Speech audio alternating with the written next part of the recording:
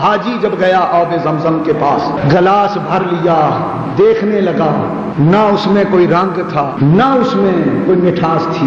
اوپر سے آواز آئی، دیکھتا کیا ہے، اسے پی جا۔ میں پینے لگا تو آواز آئی، ٹھہر جا، کس طرح پینے لگا ہے؟ میں کہا یا اللہ، گجرا والے میں بیٹھ کے میں پانی پیتا تھا۔ فرمایا نہیں، یہ پانی کھڑا ہو کے ادب سیکھ، کھڑا ہو جا۔ کھڑا ہو گیا، بسم اللہ پڑھ، بسم اللہ پڑھی، دعا پڑھ، دعا پڑھی، کعبے کو دیکھ، کعبے کو دیکھا، 3 سانس لے کر پینا ہے۔ یا اللہ ٹھیک ہے۔ میں نے سوچنا شروع کر دیا کہ اس پانی میں کیا لگا ہے۔ میں پانی سے پوچھنے لگا، پانی، خدا نے پانی کو زبان حال دی۔ کہنے لگا ہاں جی مولوی صاحب کیا بات؟ میں نے کہا تو کوکا کولا ہے؟ کہنے لگا نہیں۔ میں نے کہا تو فانٹا ہے؟ اس نے کہا نہیں۔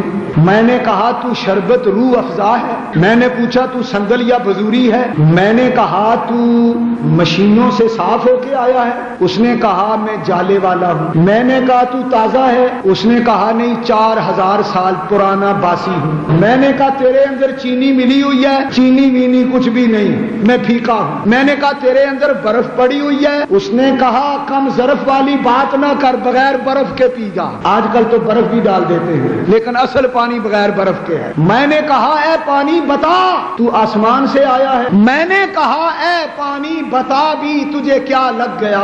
مجھے خدا تیرا ادب سکھا رہا ہے۔ میں نے تو کبھی پانی کا ادب نہیں کیا تھا، اور ہمارے پاکستان کے لوگ تو نبیوں ولیوں کا ادب بھی نہیں کرتے۔ اے پانی مجھے خدا کہتا ہے پانی کا ادب کر، تجھے کیا لگ گیا؟ پانی نے کہا کچھ بھی نہیں لگا، بس مجھے اسماعیل کا قدم لگ گیا، ایک نبی کا قدم لگ گیا، میری قسمت بدل گئی، میری نسبت بدل گئی۔ اوپر سے آواز آتی ہے مولوی حاجی دیر نہ کر، جلدی جلدی گھٹا گھٹ فٹافٹ پی جا۔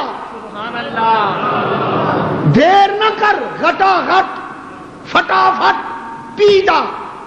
یہ جام جم نہیں، یہ زم ہے، کوثر سے کم نہیں، اور جی بھر کے پی جا، کوئی غم نہیں۔